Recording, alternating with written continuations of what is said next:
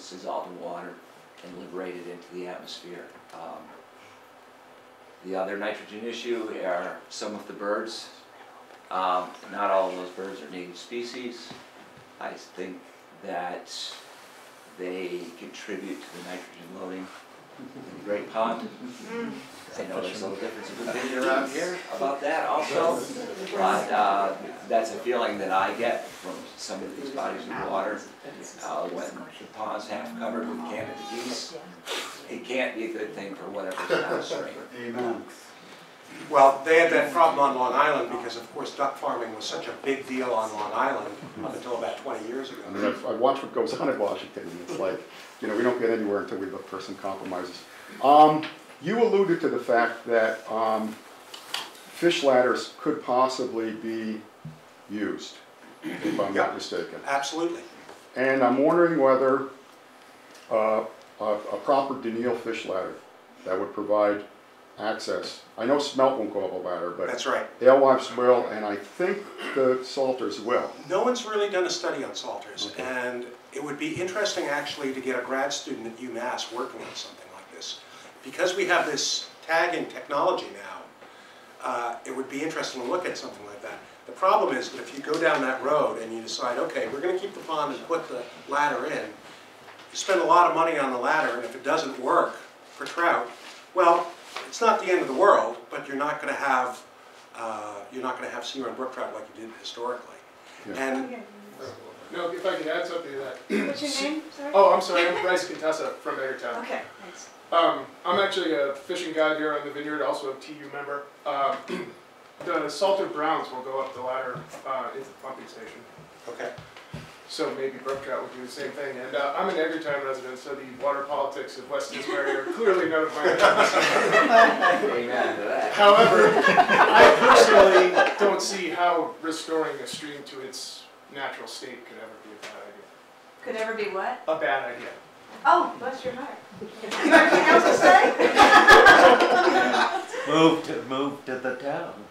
What's that? Yeah, we gotta find you a place to live in West Tisbury. Somebody's gotta get Bob, yeah. I'd just like to move out of Massachusetts into the state of Maine, which I know a little bit more about dam removal from a friend who's head of Fish and Wildlife there for many years, who I'm still in touch with. And they're ripping out big, major dams. Oh yeah, the Penobscot, the VZ dam is coming out. Androscoggin, Yeah, Monmouth, yeah. Kennebec, etc. And these are well to be removed because they keep the shad, which are 3 feet long, and Atlantic salmon, which could be 3 feet long if ever there was one that was allowed to live that long without dying of something, mostly caused by man.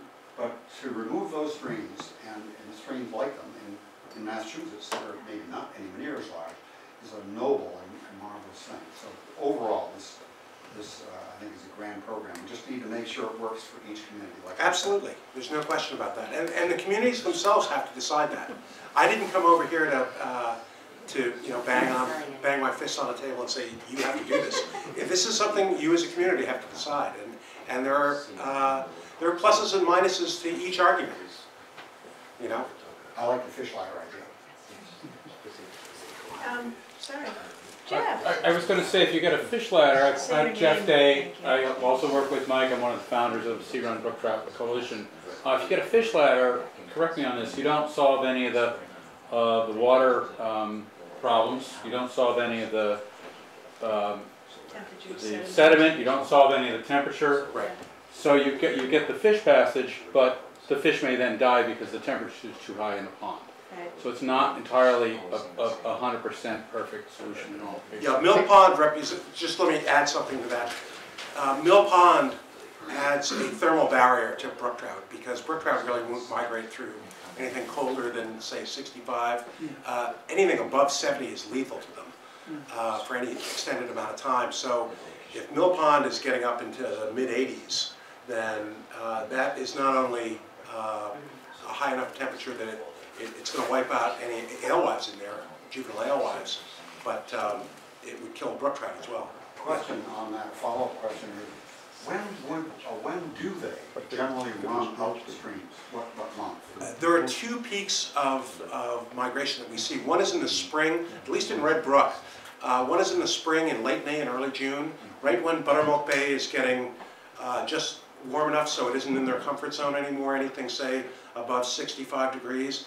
But what's interesting about Buttermilk Bay, and I'm sure it's true of your Great Pond here, is there are spring upwellings in the pond itself, the Great Pond, and Yes. Buttermilk Bay. Yeah. And we'll often see big brook trout come up into the stream in the fall, in September, before they spawn. So they've spent the whole summer in Buttermilk Bay, and they must be hanging around these spring seeps where the water temperature is, you know, at like a constant 60 degrees. It's an upwelling. So two, the major migration is in the spring. I'd say it's from like the middle of May until the first or second week in June, and then in September again. I think as a biologist, it's a decent risk if we've got a fish ladder that's been proven somewhere, here or somewhere else, with brook trout, to put in a ladder that isn't a permanent structure, one that indeed could be like the one that's in there now, which could be a wooden structure that could be moved and adjusted and taken out easily. But to try it, and my bet as a biologist is that they would, if they're moving in those earlier cooler months, that they could get through and get into the stream, but of course they do want to be. Right. David, sorry, I didn't see you. The light was kind of... One question for Ken. Have you taken other water temperatures up the brook all the way to 7 gauge? Yeah. Is there a big difference from 7 gauge to the mill pond where you said it was? Yeah, interesting, when the water comes up above Scotchman's, most of the water, a lot of the water is coming from springs, basically groundwater. Right. Below Scotchman's, it's mostly an effluent brook going out. But below every pond, all the way up to Fisher's Pond, it warms up as it goes through the ponds, and then as it gets to the Cools down again. it cools down again, Yeah. because there's groundwater coming in. Now, below Scotchman's, you said it was a what? It works, it's pretty good, pond. It depends upon where you are, in town cold can get quite warm. But I wanted to point out that the dam, the Mill Pond Dam is only 2 feet high. I know. And the dam that David was referring to, which diverts water into Parsons Pond, is 1 foot high. Yeah, but there's another one below that that just drops. No, right around. oh yeah, dribble down, there's a 4-foot drop between Scotchman's and Mill Pond. Right. Oh yeah. But Does that have what any- I'm curious, But it's not my like- contention is, being working out there and patching all these years, is there's too many leaks in the brook. That's why you're not getting the water flow that you're getting. Too many No, what? too many leaks in that mill brook.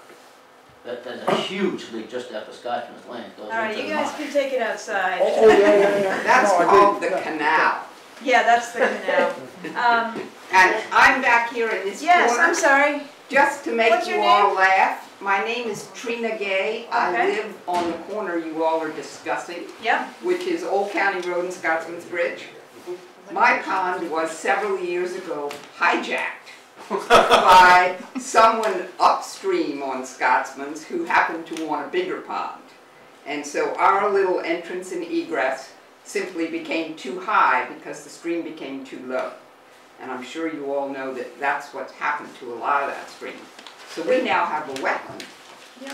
which actually is subject to a lot of laws that it wasn't subject to before. That's wrong. Yeah, The you're- water table's a water table. Hang on, If you dam it up here, the water's still coming over. Your problem with your little brook there, that we have, I know it, your little brook that goes in, feeds a little pond, and then the little brook that comes Hey, out. Except our little pond isn't there The anymore. water's still there, but you right. got so many leaks in the brook, you don't have that water Well, flowing. that's Hey, what David. I consider a pond to leak. Everybody stop talking. There's a number of not permitted diversions on the Millbrook between Scotchman's and the Mill Pond. I think there's as many as half a dozen. What's that noise? Is that you? None of them were ever permitted. There's no permit from the Conservation Commission or Waterways to have those diversions up there. The diversion that feeds the Parsonage Pond, that feeds David Steer's Pond, which feeds Margaret Logue's Pond, takes approximately 25% of the Millbrook flow from the main part of the stream. So that diversion is having a significant effect on what's coming down the pike to the mill pond. You know, I'm not sure what we do about those funky little diversions, except for going out in the dark of night with Kent Healy and just taking them out. But none of them ever permitted. They're not. That goes back so far, you weren't even here then. You just hush. No one's talking to you. No, I understand. I mean, like the whiting ditch was done, That was done with horse and sled. it was done about 1910, so it's been on the ground for a long time. But I'm just saying, all those diversions have an effect on what we're seeing at the mill pond and downstream. I don't think so. You got water coming down there still. Again, No matter no what. one's- You can take all the water you want out, it's still got water coming over it. But the temperature of the water is what the problem is. Craig, sorry. But just keep in mind when you, if you open the dam and you did away with those diversions, you drain a lot of wetland. Let's just keep it. But what I've learned is that the system equalizes. While yes, you're some of the wetlands that are, oh, sorry, Tom, that are upstream that are a little bit wider now because of the backwater effect of the mill pond, it's the man-made ponds, it all evens out in the end. And I agree with what you said. And what I keep thinking about is, how can what was there before any of us ever turned up be worse than, I mean, how can it be a bad solution? To have wetlands, a border vegetated wetland, a stream, and there you go, you're done. You know, to say that we have to manage the mill pond to benefit whatever nitrogen, like we have to treat the Great Pond like a sewer. We have to open the Great Pond in order to flush the toilet of nitrogen. It's like, and that we have to maintain this artificial system in order to do that just seems to me wrong-headed. I'm almost done, I think, but seeing your hand up made me lose my train of thought. Excuse me. So, yeah, I'll see you out in the parking lot. But that's my feeling, is this whole discussion about, and we'll have, I mean, this is a discussion I hope we keep having, because while the Mill Pond Committee is pursuing really just a dredging option, and I learned about what these guys were up to, it just seemed like it was irresponsible for us to have this discussion without this restoration option being on the table. So that's why I've been pursuing it. And you know, we can talk about water quality till the cows come home. We'll get the Estuaries Project report in June. We'll know more then. We have a baseline assessment of the mill pond that the Concom commissioned in 2006. You now have another assessment of the mill pond that you just paid ESS for. We know the bathymetry, we know water temperatures, we know water quality, we've done sediment testing. We know a lot about it, and so what's left to do is to decide, do we want to remain wedded to this historical aesthetic, or do we want to do what's best for the whole system and leave our emotion out of it? And that's what I'd like to see happen, so. It's aesthetics. Emotion there. It's aesthetics. That mill pond. But that is an emotional thing. I mean, I go We out want of another swamp. Let me finish. More mosquitoes. You won't have any more mosquitoes. No, If you'd you have get rid less, of that actually. damn You'd have less. pond. That whole marshland was field at one point. But what I was going to This say, is Earl on Old County Road. Remember when that was field? I know that, David. But I go out of my way personally to drive up Middle Road in the fall and the spring and the summer to see that whole beautiful wetland in the upper reaches of the Tiasquam and the layers of habitat and the colors change in the season, things come and go. I find that much more beautiful than driving by an open body of water. So, Where is it? up on the Tiasquam Middle Road near Silver Farm. That was all dammed up. Oh, too. just shut It's up. a huge dam there. I put the concrete. Anyway, I'm just saying aesthetics are a personal thing. Some people are very emotional about their love of the open mill pond, and all I'm saying is keep your mind open. That's all I'm asking. I want a mill pond.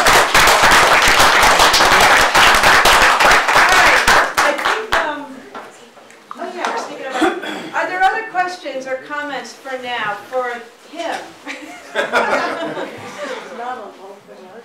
Rick, Yeah, this sorry, is, you this is figured for you'd just everybody. talk. I just think that, I think we have to, you know, it's nice to try to get back to whatever it was in the 1400s or whatever, but I mean, I think we have to realize too that the upland, the watershed isn't the forest primeval anymore. We've got houses and development, and it creates issues with nutrients that we have to address, and that these impoundments might be one way to deal with it. So if we just kind of put it all back, it doesn't mean that the pond is going to go back to They some might be normal one situation. way of dealing with it. Okay. Okay, can we get her on that? Yeah. There's definitely one way. Anyone else? Are we all set? One Nelson, quick Siegelman. question for Mr. Hooper here. You've heard clearly there's not, people aren't unified behind one idea. Right. I'm curious what sort of reaction you got in the other communities where you've conducted these sorts of restorations. Did you run into any objections? Did you have some hurdles to overcome? What was the politics like? The politics vary in every single town that stream restoration is. Every town that's involved in stream restoration, there's always the body politic that, you know, it goes one way or in another. In Plymouth, people were really excited about it. Particularly because, I think in Plymouth, because so much has changed there in the last 400 years, that they actually really wanted to get back to what it originally was. In Falmouth, the biggest push was for protecting the riparian zones along the stream, because that whole section of the Quashnet that we restored was slated to be a development.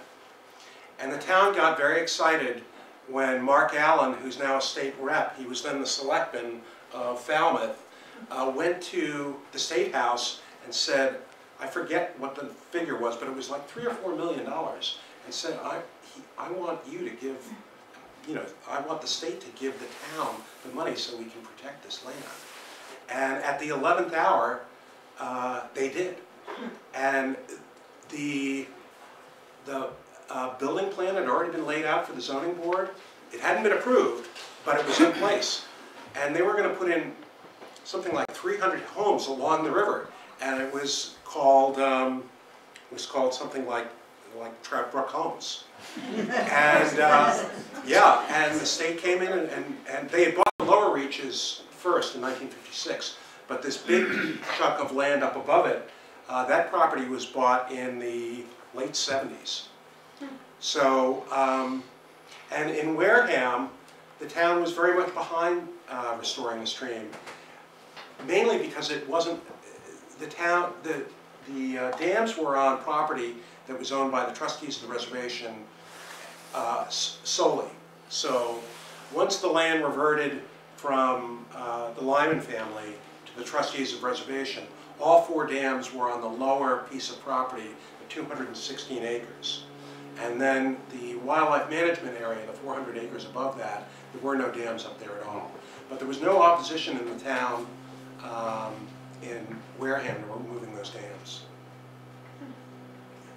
And what they've seen... Yeah, you showed a couple of pictures of just marshland. It was like a dump area. Beautiful? What you did on that slide is gorgeous, but we don't need to close the pond off to do that here. That's your decision as a town. One thing that we did say that I want to point out is all these streams around here are actually quite acidic, just by the nature of the hydrology of the land. And one thing that we really noticed was that the pH levels went way up once we did the dam removal on Red Brook. We took out the 4 dams, and the streams became much more alkaline. And the more alkaline they are, the more macroinvertebrates they support. They're more productive. An alkaline environment is more productive than an acidic one. So, and we never knew that pulling those dams would have that effect. So we learned something important by pulling those 4 dams. Ginny, you had your hand up? Yeah, Ginny Jones, and I'll beat on my particular drum, which is in that one of those original slides that you showed, there was a very highly developed area to the left of the slide, and it might have been around that. Was it? Buttermilk Bay? I don't know which bay it was, Quoit but Bay. it was Bay. where the Red Brook came off the top. Oh, that's Buttermilk. Okay.